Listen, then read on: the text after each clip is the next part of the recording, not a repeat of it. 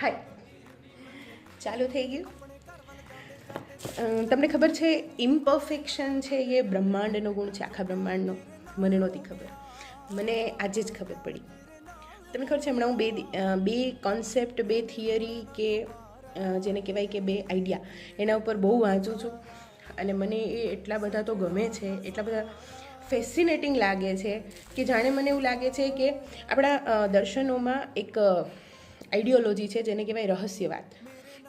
એટલે કે આપણા પુરાણો, આપણા વેદો, એમાં જે લખેલું છે એ આપણને સમજાતું નથી, પણ એની પાછળ કોઈ રહસ્ય છુપાયેલું છે. કોઈ એક્ઝામ્પલ આપીને આપણને સમજાવવા માંગે છે કે એ શું છે.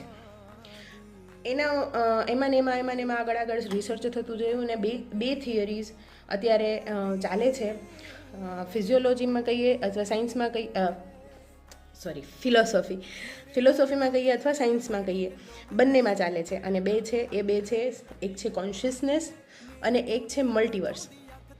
આમ તો બે અલગ અલગ લાગે, પણ જ્યારે વાંચીએ અને બધું ભેગું કરવાનો પ્રયત્ન કરીએ ને ત્યારે એ બે સેમ લાગે અને ઘણા બધા રહસ્યો આપણને ઉકેલતા લાગે.